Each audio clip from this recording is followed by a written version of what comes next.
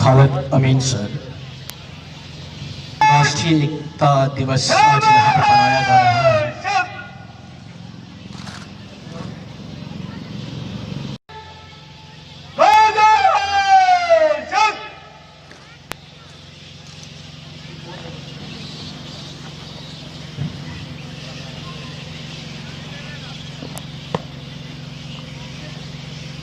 राष्ट्रीय एकता दिवस परेड शपथ हासिल करने के लिए तैयार है श्रीमान।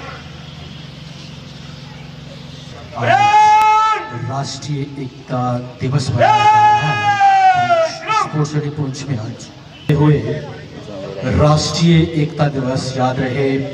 परेड कमांडर कार्रवाई करें। ओथ के लिए डिप्टी सुपरिटेंडेंट करता हूं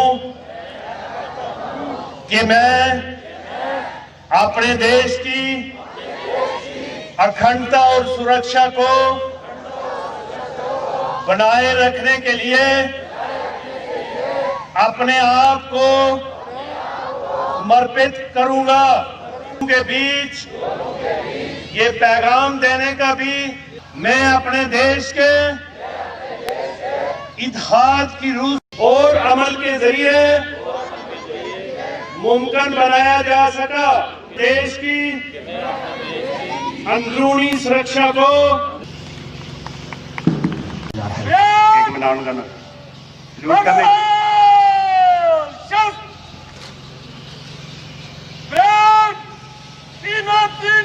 चलेगा वो चले।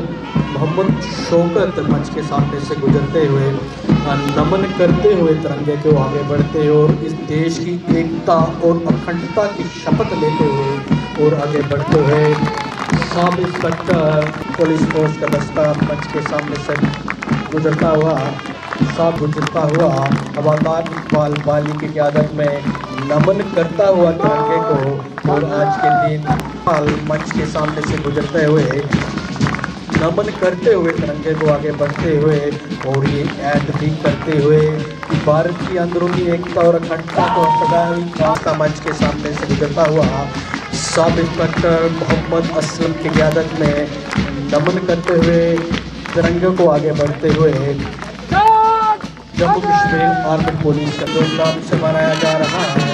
मोहम्मद असलम खाकी बैंड पार्टी जो हमेशा काफ़ी अरसे दराज से बैंड पार्टी उनके क़यादत में चल रही है, आज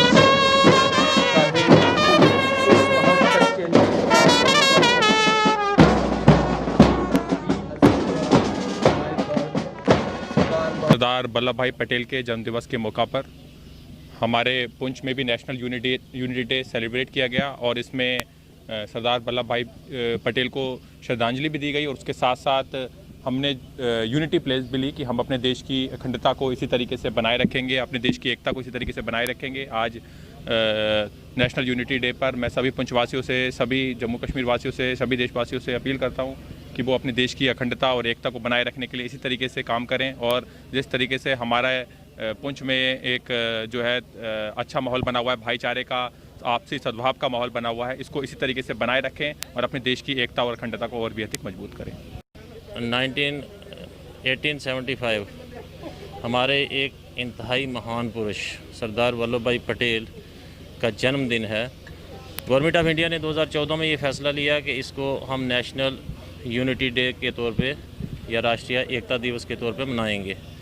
इसके पीछे मकासद क्या है कि ये वो आइनी हस्ती है जिसने अंग्रेज़ों के ख़िलाफ़ लोहा लिया और सरदार का जो खिताब पाया 1928 में बरदौली अपराइजिंग जो हुई, मूवमेंट हुई किसानों की, और अल्टीमेटली मुंबई प्रिंसली स्टेट को हार माननी पड़ी और इनके मुतालबात मानने पड़े। वहाँ से सरदार का खिताब मिला। जब हिंदुस्तान आज़ाद हुआ 1947 में, तो सबसे बड़ा मसला ये था कि जो 565 प्रिंसली स्टेट्स हैं उनको यूनिफाई कैसे किया जाए, एक झंडे के नीचे कैसे लाया जाए। तो ये सारे का सारा सेहरा फर्स्ट डिप्टी प्राइम मिनिस्टर और first home minister of India Sardar Vallabhbhai Patel को जाता है। उन्होंने आहिनी हाथों से, परसुएशन के ज़रिए, मोटिवेशन के ज़रिए और जहाँ जहाँ ज़रूरत पड़ी फोर्स के ज़रिए ये इंश्योर करवाया कि देश टुकड़ों में ना बटे, इसके अंदर रियासतें ना हों, बल्कि ये एक यूनियन ऑफ स्टेट हो। अदरवाइज़ शायद हम नक्शा कोई दूसरा देखते।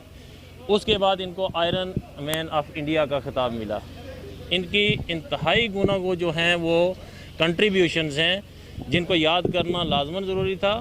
और ये बहुत देर हुई, चलो दुरुस्त हुई कि इनका हर साल जो है अब ये दिन एज नेशनल यूनिटी डे मनाने का प्रण लिया गया।